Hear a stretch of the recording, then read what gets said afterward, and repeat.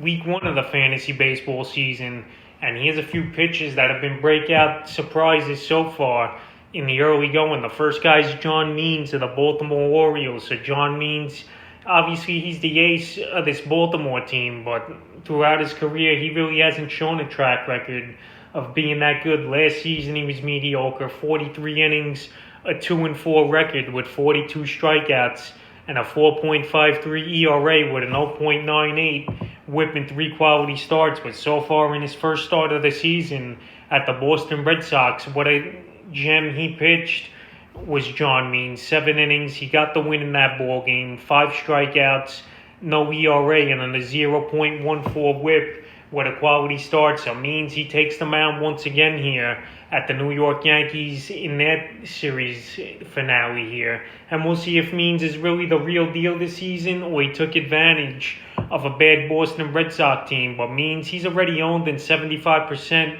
of fantasy leagues. He was a player taken in the later rounds of fantasy drafts a couple weeks ago, and we'll see if he can continue it in a tough AL East division where you got good teams like Tampa, Toronto, and obviously the New York Yankees. So we'll see if Means keeps it going today versus the Yankees. The second pitcher we're staying in the AL East here is Julian Murray, the closer for the Toronto Blue Jays. So Murray, he came out of nowhere pretty much as the closer here. He was a starter in the minor leagues and a little in the majors too, I believe. But Murray, he's been a hot pickup this week at the pitching position and closing is Murray. His ownage already went up 45% here in the last week. Last season, Murray, only 13 innings he pitched, 15 strikeouts with a 4.15 ERA and a 1.31 whip. But so far in the early going this season, 2 innings pitched,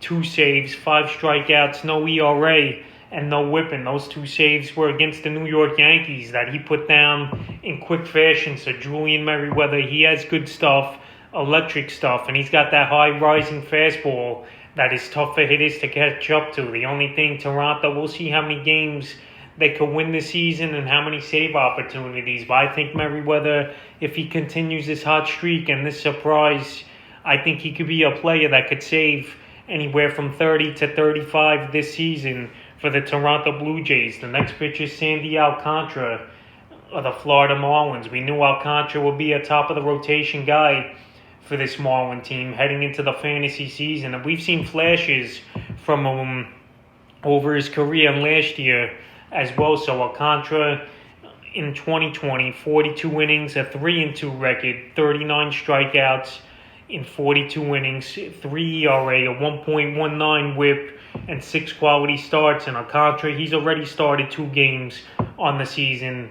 His first game was April 1st versus Tampa opening day, 6 innings, 7 strikeouts, no runs, a 0.67 ERA, and a quality start. And then last night versus St. Louis, another tough one that was. He took the loss, 6 innings, 1 loss, a 3 ERA, a quality start, and 10 strikeouts for Alcantara. So Alcantara in 2 starts, he's got 17 strikeouts. He's got the 1.50 ERA and the 0.83 whip with the 2 quality starts. So Alcantara, he's been playing well.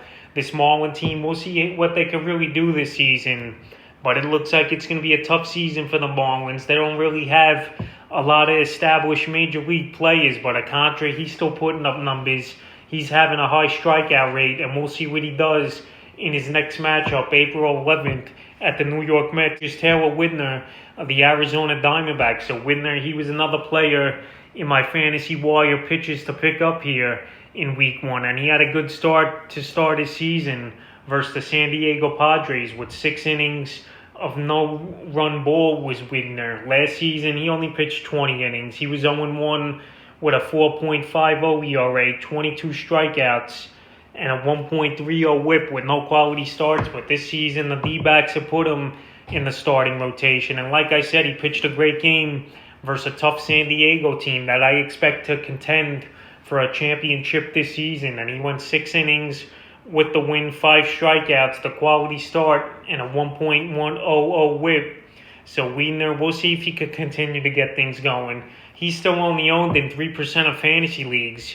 But a guy who could pitch good versus San Diego team like that definitely turns heads, in my opinion, and he's worth a pickup in deeper leagues. And his next start is April 10th versus the Cincinnati Reds. So Taylor Widner, he's definitely been a breakout surprise so far in the early going, and hopefully he keeps it up. The next play is Freddie Peralta of the Milwaukee Brewers. So Peralta, he's in the rotation this season, and we'll see what he can do this year.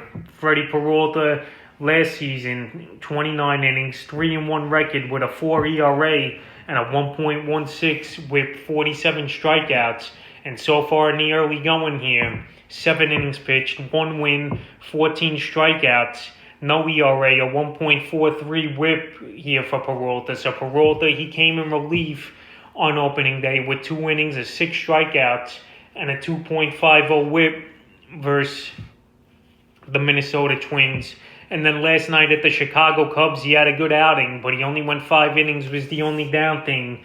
But he got the win in 8 strikeouts with no runs given up and a 1.00 whip. So Freddie Peralta, he's been a top prospect for years in this Brewer team. And we've seen flashes of him pitch well and stuff, but he just rarely gets things going and getting it all together. But right now, this could be the season where Peralta maybe could get things going, get it all together, and be a great fantasy asset. And right now, he's still available in 34% of fantasy leagues is Peralta. But after last night's good outing, I think we'll see him picked up in more leagues. And he's definitely a guy breaking out so far this season. And the final pitcher that's breaking out and has been a surprise is Steven Matz of the Toronto Blue Jays. So the last few seasons with the New York Mets, Steven Matz, he was a total disaster pitching for his hometown team and his favorite team growing up. So he got traded to the Blue Jays in the offseason for 3 minor leaguers that probably won't make an impact at all in the majors. Steven Matz last season, 30 innings he pitched,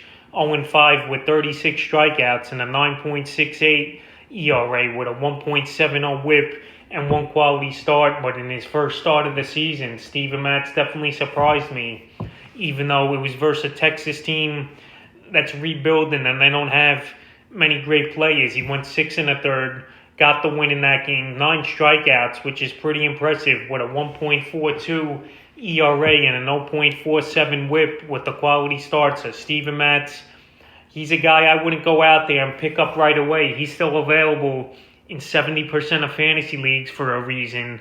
But it was good to see him have a good start, and he definitely surprised me.